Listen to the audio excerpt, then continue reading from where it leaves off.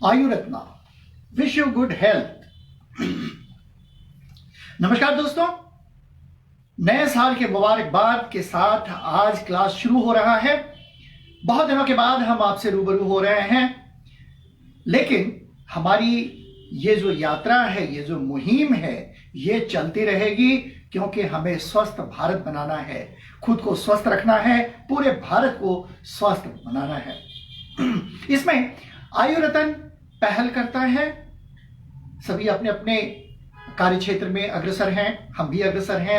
हम भी अपने बलबूते पे बहुत कुछ करना चाहते हैं। साथ आपका चाहिए, आपका हमेशा सहयोग चाहिए, ताकि हम अपने मिशन को पूरा कर पाए। बात हर क्लास में किसी न किसी डिजीज पे, किसी न किसी औषधि पे, किसी न किसी मेडिसिन पे हम बात करते हैं। और आज का जो विषय है बहुत ही इंटरेस्टिंग है, क्योंकि है तो छोटा सा सब्जेक्ट, लेकिन बहुत ही जानदार है, बहुत ही इसमें जानकारी लेने वाली बात है, क्योंकि इसे हम बहुत साधारण तौर पे लेते हैं, और यह है कोल्ड एंड कफ। जी हाँ दोस्तों, कोल्ड एंड कफ। अक्सर हम सर्दी खांसी को बहुत ही सामान्य तौर पर लेते हैं, यानी कि सर्दी खांसी अगर हो गई तो हम इस पे कुछ बहुत ज्यादा ध्यान नहीं देते और हम इसे बर्दाश्त करते रहते हैं। लेकिन क्या हम जानते हैं कि यह जो सर्दी खांसी है बहुत बड़ा रूप ले सकती है, क्योंकि इससे होने वाले जो डिजीज हैं वो बिल्कुल भयानक रूप से सामने आती है। लेकिन शुरुआती दौर में ही अगर आप इसका निदान कर लें, दवाइयां लेना शुरू कर दें, तो आप बिल्कुल रोग मुक्त हो सकते हैं। सर्दी खांसी, सर्दी और खांसी यानी कि नाक का बहना और खांसी, जिसे आप जानते हैं, क्योंकि यह रेस्पिरेटरी सिस्टम यानी श्वसन तंत्र की एक बीमारी है। श्वसन तंत्र जिसमें नासाद्वार, nasal cavity, pharynx, larynx, trachea, bronchi, lungs, bronchioles, ये तमाम चीजें शामिल हैं। जी हां, हमारे रेस्पिरेटरी सिस्टम यानी कि हमारा जो श्वसन तंत्र है, यह श्वसन तंत्र इफेक्टेड हो जाता है। नाक से पानी आना शुरू हो जाता है, खांसी शुरू हो जाती है, हमेशा वेग के साथ आती है खांसी, जिसमें हम परेशानी महसूस करते हैं। लेकिन क्या कभी हमने इस पे ध्यान दिया है कि आखिर ये खांसी होती क्यों है? जी हां, ये जो खांसी है इसके अलग अलग रूप हैं। हम और आप कभी ना कभी इस कंडीशन से रूबरू होते ही हैं या हुए होंगे। आप देख रहे हैं खांसी जो एक बहुत ही कष्टदायक एक घड़ी होती है, जिसमें खांसी अगर शुरू हो जाए तो सचमुच अतड़ियां बाहर आने को हो जाती हैं, मुंह से बिल्कुल अंगारे निकलने शुरू हो जाते हैं, तकलीफ काफी बढ़ जाती है। ऐसे में हम खांसी से निजात पाने की कोशिश करते हैं और तरह तरह के नुस्खे अपनाना शुरू करते हैं, तरह तरह की दवाइयां लेना शुरू कर देते हैं। लेकिन बात अगर बच्चों पे आ जाती है तो और भी ज्यादा ये चिंताजनक हो जाती है। व्हाट्स कॉजिंग माय चिल्ड्रन्स कफ? हमारा बच्चा जब खांसना शुरू करता है हम बहुत परेशान हो जाते हैं। कहीं से आस्थमा का अटैक तो नहीं हो गया, या कहीं ब्रोंकाइटिस तो नहीं हो गई, या फिर अपर एयरवेज में कफ सिंड्रोम जो है उसमें कहीं शुरू तो नहीं हो गया। Cold and cough, a cough also known as tussis. It is voluntary or involuntary act that clear the throat and breathing passes of the foreign particles, microbes, irritants, fluids and mucus. जी हाँ, खांसी जिसे हम कहते हैं खांसी, अब आप देखिए खांसी में होता क्या है, ये इनवॉलेंट्री भी हो सकता है और वॉलेंट्री भी हो सकता है, यानी कि ये ऐच्छिक भी होता है और अनैच्छिक भी होता है। ऐच्छिक यानी कि आप जानबूझकर खांसना चाहते हैं, खांस करके आप कफ निकालना चाहते हैं, और दूसरा कि अनैच्छिक, जब आप न भी चाहते हो तो खांसी आनी शुरू हो जाती है। जी हाँ, ये दो कंडीशन होते हैं। ऐसा क्यों होता है? वो इसलिए होता है कि हमारा जो ब्रीथिंग पैसेज है, यानी जो ट्रैकिया है, श्वसन तंत्र के जितने भी हमारे जो ऑर्गन्स हैं, इसमें कहीं ना कोई फॉरेन पार्टिकल्स आ जाए, या फिर माइक्रोब्स कहीं ना कहीं आ जाए, या इरिटेंसी होनी शुरू हो जाए डस्ट की वजह से, फ्लूइड की वजह से, म्यूकस की वजह से, तो ये बड़े वेग के साथ एयर निकलता है, यानी हवा निकलता है जो गले के द्वारा एक आवाज के साथ बाहर आती है और जिसे हम खांसी कहते हैं। जी हाँ, एंड ये जो म्यूकस है, ये जो तरल पदार्थ है, म्यूकस जो है, ये गले से आता है। इट इज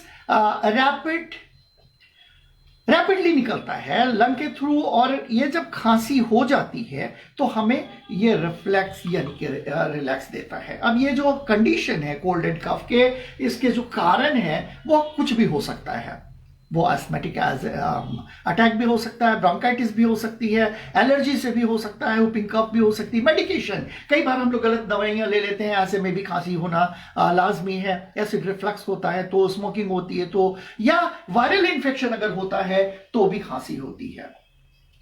जब वायरस की बात आई तो इस कोरोना काल में अच्छी तरह से हम लोग जानते हैं कि वायरस क्या है, और जैसे ही वायरस का अटैक होता है हमारा रेस्पिरेटरी सिस्टम अफेक्टेड हो जाता है, सांस लेने में तकलीफ होनी शुरू हो जाती है, शॉर्ट ब्रीथिंग होती है, शरीर में ऑक्सीजन की कमी हो जाती है, वगैरह वगैरह कई सारी ऐसी चीजें सामने आ जाती हैं जिससे बिल्कुल जान जाने का भी खतरा रहता है। तो रेस्पिरेटरी सिस्टम से जुड़ी हुई ये जो खांसी है, ये खांसी मुख्यतः दो प्रकार के, वैसे खांसियों के कई सारे प्रकार हैं, लेकिन आज जो हम बात करने वाले हैं वो मुख्य दो प्रकार के खांसी हैं। एक गीली खांसी और दूसरी सूखी खांसी। तो खांसी गीली और सूखी दो प्रकार की होती है। आइए इसे देखें। सूखी खांसी यानी dry cough, acute bronchitis, pharyngitis, pleurisy, sinus का संक्रमण तथा टीबी की शुरुआती चरण के कारण हो सकते हैं। ये कुछ ऐसी बीमारियों के नाम हैं जो हमारे श्वसन तंत्र से जुड़े हुए हैं। ब्रोंकाइटिस की बात बोले तो ये हमारे लंग से जुड़ी हुई है। फेरेंजाइटिस की बात बोले तो ये हमारे वोकल कॉर्ड और श्वसन जो नलिका है उससे जुड़ी हुई है। प्लूरिसी की बात हमारे लंग से जुड़ी हुई है। साइनस की बात अगर मैं करूं तो इन सभी के इन्फेक्शन में अगर हो जाए, अगर इनमें इन्फेक्शन होता है तो खांसी आती है, और ऐसे में बिल्कुल सूखी होती है खांसी। Dry cough produce no any type of mucus, little or more mucus or the sputum, थोड़ी सी कभी थूक या खखार आती है, और ये जो ड्राई कफ है ये डेवलप होता जाता है। कई बार ठंड लग जाने के कारण भी सूखी खांसी होती है, और कई बार हमें धुआं अगर लग जाए या फिर बगल में कोई सिगरेट पी रहा हो और ऐसे में वो धुआं अगर हमारे लंग में चल जाए श्वसन तंत्र के जरिए तो भी खांसी होती है। इस तरह की खांसियां जो होती हैं ये सूखी खांसी कहलाती है। और इसका जो दूसरा प्रकार है वो है गीली खांसी यानी कि वेट कफ। आइए देखें वेट कफ क्या है। गीली खांसी के कारणों में क्रॉनिक ब्रोंकाइटिस, ब्रोंकिएस्टिस और फुसफुसीय गुहा यानी कैविटी में कफ हो जाना शामिल है। यह खांसी कभी कभी दुर्गंध युक्त भी हो सकता है। आप कभी इसका अनुभव जरूर किए होंगे कि खांसी आ रही है और खांसी थोड़ी सी लंबी अगर हो जाए तो मुंह से बदबू आनी यानी दुर्गंध आनी शुरू हो जाती है। इसका कारण है कि हमारे लंग्स में कहीं ना कहीं म्यूकस बनना शुरू होता है, और ये म्यूकस जितना ज्यादा बनता है तकलीफ उतनी ज्यादा होती है। यह बिल्कुल नेचुरल तरीका है कि शरीर में कोई भी इस तरह के पार्टिकल्स को या फॉरेन पार्टिकल्स हो या कफ हो नहीं रहने देता है हमारा शरीर, इसे ये निकाल बाहर करने की कोशिश करता है, और ऐसे में खांसी होती है। अब बात हम जो वेट कफ की करेंगे यानी कि गीली खांसी की अगर बात करें तो इसमें म्यूकस जो बनता है वो हमारे सीने में बन रहा है, लंग में बनता है, और वहीं से ये हम निकाल देते हैं अपनी खांसी के द्वारा। If you have any wet cough you may feel tightness in the your chest, यानी कि जब खांसी होती है तो हमारा छाती जो है वो बिल्कुल टाइट होना शुरू हो जाता है कफ के कारण, और जब हम विजलिंग साउंड होती है, जब ये आप महसूस भी किए होंगे कि कई बार कफ अगर बहुत ज्यादा हो जाता है और जब सांस लेते हैं तो उसमें एक विजलिंग साउंड आती है, सांसा की आवाज आती है। यह खास करके बच्चों में बहुत प्रोमिनेंट होता है। बच्चे अगर खांसते हैं तो आप ध्यान से सुनिए तो उसमें एक सौ की आवाज आती है जो कि बताता है कि अंदर कफ भरा पड़ा है। यह कंडीशन भी बड़ा खतरनाक होता है क्योंकि बच्चे कफ नहीं निकाल पाते हैं। ऐसे कंडीशन में उन्हें फिर दूसरे मैनेजमेंट की जरूरत होती है, हॉस्पिटल वगैरह में ले जाने की जरूरत पड़ती है।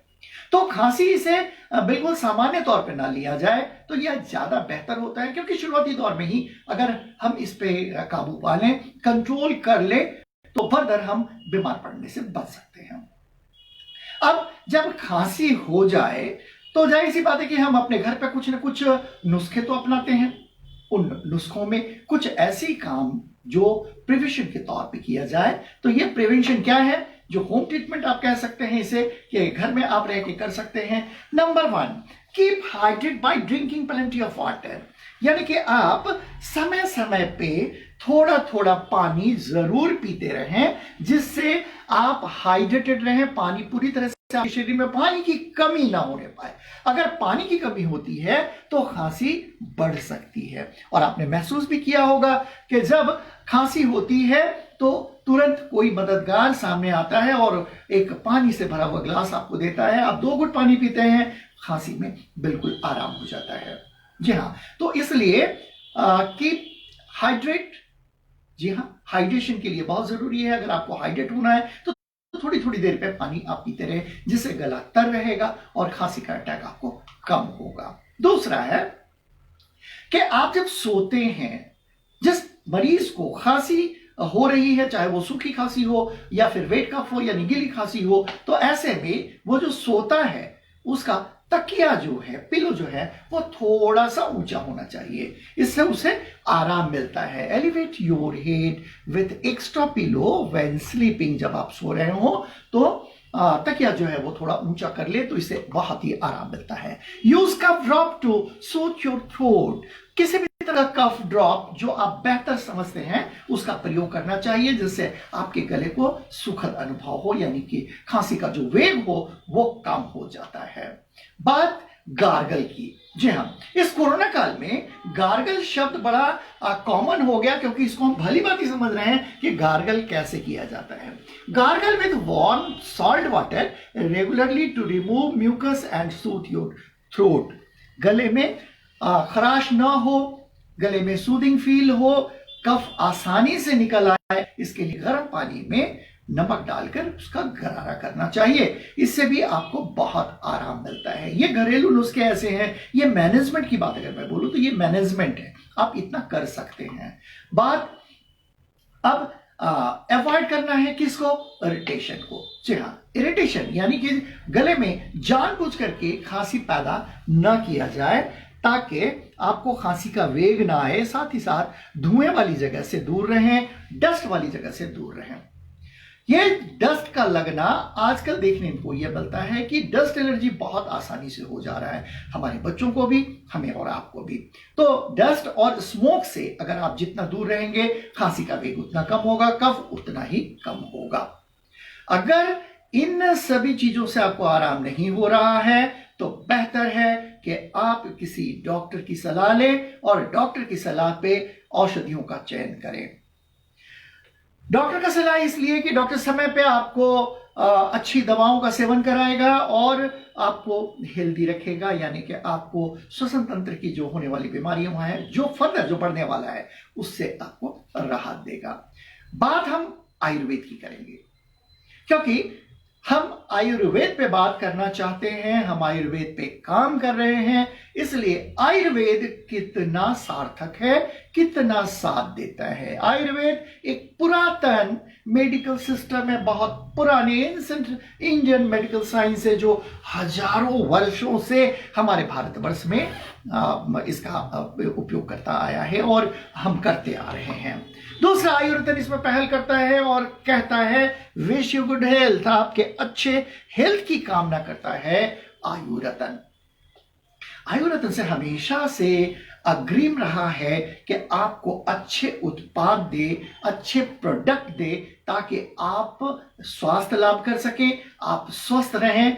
ऐसे में आयुर्वेद में अगर खांसी की बात अगर करें तो वो क्या है, आइए देखें। आयुर्वेद में खांसी को कास कहा जाता है।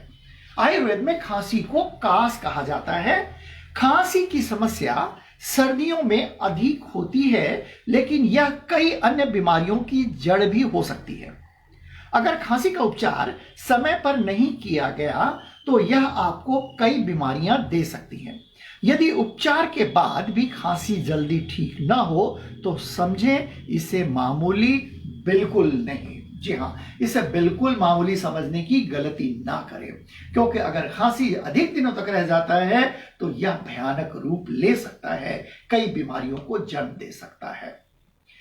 अब आयुर्वेद के अनुसार खांसी के कितने रूप हैं, आइए देखें, एक नजर डालते हैं।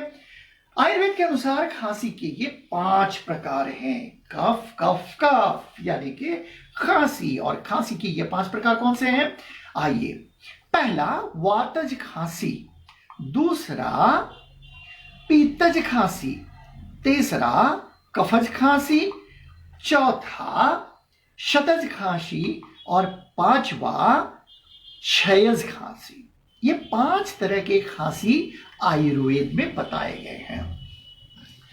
अक्सर खांसी को हम एक प्रकार ही मानते हैं, भाई खांसी हो गई या तो सूखी खांसी या तो फिर गीली खांसी। लेकिन बात अगर हम आयुर्वेद की करें तो आयुर्वेद कहता है ये वातज खांसी, पित्तज खांसी, कफज खांसी, शतज खांसी और क्षयज खांसी, ये 5 तरह की खांसियां होती हैं। कफ पित्त वायु ये 3 प्रकार के तो हैं ही, जिसमें क्षयजत होता है, जिसमें क्षय होता है, नाश होता है ऑर्गन का, तो उसको क्षयज खांसी। आगे भी हम प्रकार में पढ़ेंगे तो थोड़ा सा आपको पता चल जाएगा। वातज खांसी, वात के कारण होने वाली खांसी में कफ सूख जाता है, इसलिए हमें कफ बहुत कम निकलता है या निकलता ही नहीं है। कफ की बात अगर करें तो वातज खांसी में कफ ना के बराबर होता है, क्योंकि इस पर कफ सूख जाता है।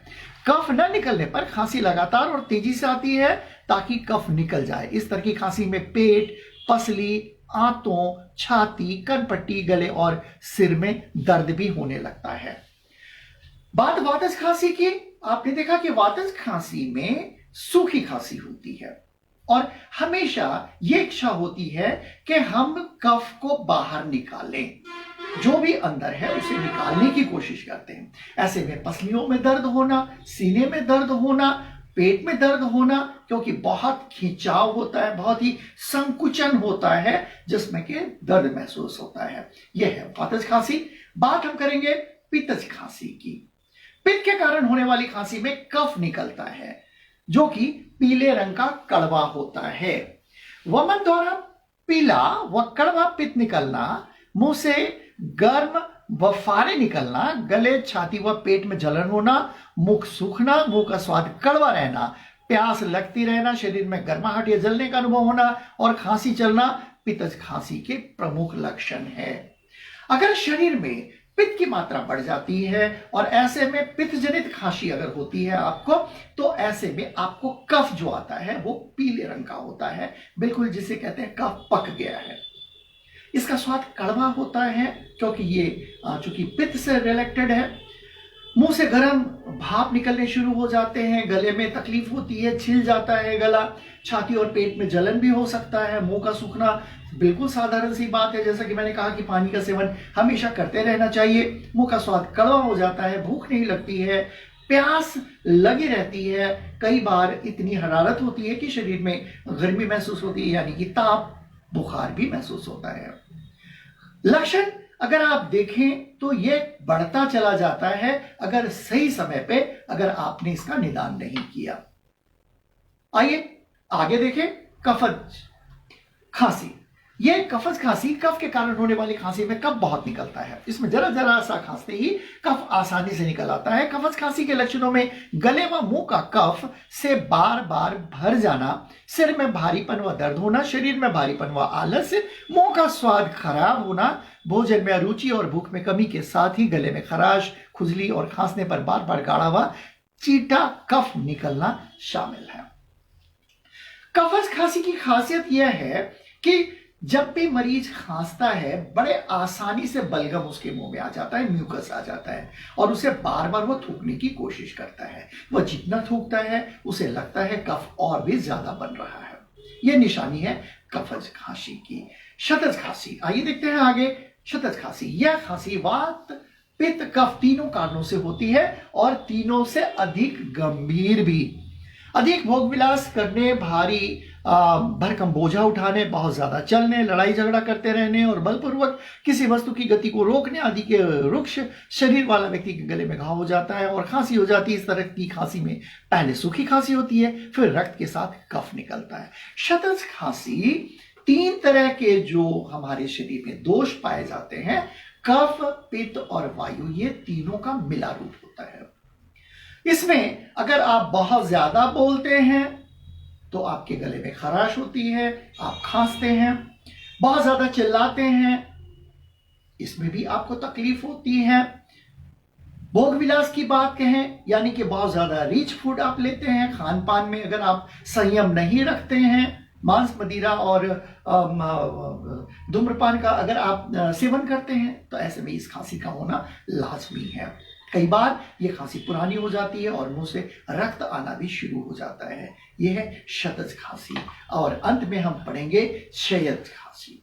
ये क्षयज खांसी जो है, ये शतज खांसी से भी अधिक गंभीर, यानी कि तीनों का मिला रूप जो था शतज खांसी, उससे कहीं ज्यादा हानिकारक है। गलत खान पान, अधिक भोग विलास, घृणा और शोक के कारण या मानसिक स्थिति भी आपकी खांसी पे हावी होता है। अगर आप बहुत ज्यादा शोक में हैं, बहुत ज्यादा घृणा में हैं, आपका डाइजेस्टिव सिस्टम ठीक नहीं है, तो ऐसे में भी ये खांसी चलती रहती है। खासकर या पुराने, जब ये खांसी पुरानी हो जाती है तो ये टीबी में कन्वर्ट हो जाता है। इसमें क्षय होना शुरू होता है, फेफड़े गलने शुरू हो जाते हैं, सेल और टिश्यूज डैमेज होने शुरू हो जाते हैं। यह है शतज खांसी। बात हम सावधानी की करें, अगर थोड़ी सी सावधानी अगर करें तो इस तरह की खांसी से हम बच सकते हैं। खांसी के रोगों को कुनकुना, यानी खांसी के रोगी को कुनकुना गर्म पानी पीना चाहिए और स्नान भी कुनकुने गर्म पानी से करना चाहिए। कफ ज्यादा से ज्यादा निकल जाए, इसके लिए जब जब गले में कफ आए तब तक थूकते रहना चाहिए। मीठा, क्षारीय, कड़वा और गर्म पदार्थों का सेवन नहीं करना चाहिए, यह सामान्य करना चाहिए। मीठे में मिश्री, पुराना गुड़, मुलठी और शहद, क्षारीय चीजों में यशवंतनुसार, नवसादर और सुहागा द्रव्यों में सोठ, पीपल और काली मिर्च तथा गर्म पदार्थों में गर्म पानी, लहसुन, अदरक आदि पदार्थों का सेवन करना लाभकारी होता है। इस कोरोना काल में जो खांसी के बारे में हमें इतना अनुभव हो गया है कि यह कतई बताने की जरूरत नहीं है कि इसमें अदरक की चाय लाभ पहुंचाती है, इसमें गोल मिर्च लाभ पहुंचाती है, इसमें गिलोय लाभ पहुंचाती है, सोंठ पीपल लाभ पहुंचाती है, वगैरह वगैरह वगैरह। ये बहुत घर के नुस्खे होते हैं और इसका भी प्रयोग आप करके इसका लाभ उठा सकते हैं। खाने में खटाई, चिकनाई वाली चीजें नहीं खानी चाहिए। अगर खांसी में अगर इस तरह की चीजों का इस्तेमाल करते हैं तो ये खांसी को बढ़ाने में करता है मदद। अब अगर ये कंडीशन अगर रहे तो व्हाट शुड आई डू, तो हमें क्या करना चाहिए? बिल्कुल ये सोच का विषय है। जी हाँ, सोचना तो पड़ेगा। अगर खांसी आपको अधिक दिन तक हो गई और काफी दिनों से आप परेशान हैं, तो ऐसे में बात हम फिर से आयुर्वेद की करेंगे, क्योंकि आयुर्वेद ही एक ऐसा माध्यम है जिसमें बिना किसी भी दुष्परिणाम के, विदाउट एनी साइड इफेक्ट, आपको पूरी तरह से ठीक करता है। जैसा कि मैंने कहा कि आयुर्वेद में पहल की है आयुरतन ने, और ये हमेशा आपके सुखद स्वास्थ्य की कामना करती है, विश यू गुड हेल्थ की बात करती है। ऐसे में हम कैसे पीछे रह सकते हैं खांसी जैसे सब्जेक्ट पे? जी हाँ, खांसी यानी कि कफनिल। आयुर्वेद ने लाया कफनिल, खांसी की एक ऐसी औषधि, एक ऐसी दवा जो हर तरह की खांसी में लाभदायक है।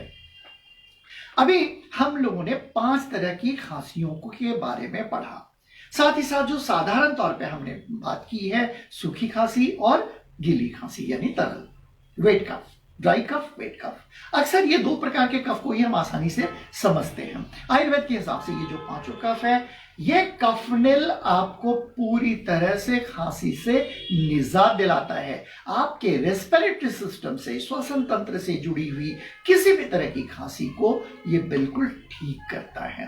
कारण कि इसमें जो इंग्रेडिएंट डाले गए हैं वो इंग्रेडिएंट बड़े लाजवाब हैं। हम एक नजर इसके इंग्रेडिएंट पर डालेंगे तो आपको बहुत बेहतर समझ में आएगा कि ये कितना लाभदायक हो सकता है। इसमें मुलेठी है, बहड़ा है, वसाका है, तुलसी है, कंटकारी है और कड़क सीगनी है, विखंड है, पिपली है, दालचीनी, सौंठ, गोल मिर्च, हनी, इस तरह के जो इंग्रेडिएंट हैं इसमें डाले गए हैं और मिलने के बाद ये एक ऐसा योग बना है, ये एक ऐसा मिश्रण बना है, ये एक ऐसा सिरप बना है जो आपको हर तरह की खांसी में लाभ पहुंचाता है। तो जाहिर सी बात है कि अब आप इसके डोज जानना चाहेंगे कि इसे देना कैसे है। आइए एक नजर इसकी डोज पे भी हम डालें। इसका डोज है बच्चों को 1 चाय की चम्मच 2 से 3 बार आप दे सकते हैं, बड़े को 2 चम्मच 2 से 3 बार आप दे सकते हैं, या फिर चिकित्सकीय सलाह आप ले सकते हैं, क्योंकि अवस्था के हिसाब से डोज घटाया और बढ़ाया भी जा सकता है। तो ये तो था कफनेल और ये थी खांसी, यानी कि खांसी का दुश्मन कफनेल। जी हां, कफनेल। अब कुछ प्रिवेंशन कर लें। इस कोरोना काल में हम लोगों ने बहुत प्रैक्टिस की है, तो फिर से एक बार नजर डाल लें। खांसते वक्त हमेशा मुंह पे हाथ रखें। किसी के नजदीक खांसने से पहले 10 बार आप सोचें कि कहीं ये इन्फेक्शन उसे हो तो नहीं जाएगा। साथ ही साथ केवनी का इस्तेमाल करें, ठंडे पानी का सेवन बंद कर दे, गर्म पानी का इस्तेमाल करें, श्वसन तंत्र को आराम मिलेगा और हमेशा गर्म पानी ही पिए। ये प्रिवेंशन के तौर पे। और अपने लाइफ स्टाइल में, बिल्कुल लाइफ स्टाइल में आप आयुर्वेद को ही शामिल करें, क्योंकि आयुर्वेद एक बहुत पुरानी चिकित्सा पद्धति है जो हमारे भारतवर्ष की देन है। आज पूरा संसार इसे अपना रहा है, तो हम और आप क्यों नहीं। और आयुर्वेद में आयुरतन एक उभरता नाम, जिसे आप आसानी से समझ सकते हैं कि इसके जो उत्पाद है वो लाजवाब हैं, क्योंकि यह आपको अच्छे स्वास्थ्य देता है। पुनः आयुरतन देता है आपको विश यू गुड हेल्थ की बात, आपको हमेशा खुश रखने की बात करता है। हम और आप हर रविवार को मिलते रहेंगे और हमेशा किसी न किसी नए विषय पे चर्चा करते रहेंगे। बात चर्चा करने की नहीं, बात इसे अपनाने की है। आप आयुर्वेद अपनाएं, लोगों को प्रेरित करें कि आयुर्वेद अपनाएं, क्योंकि आयुर्वेद के जो उत्पाद हैं वो सचमुच लाजवाब है। स्वस्थ रहिए, सुखी रहिए। लेते हैं अगले रविवार तक के लिए विदा। नमस्कार।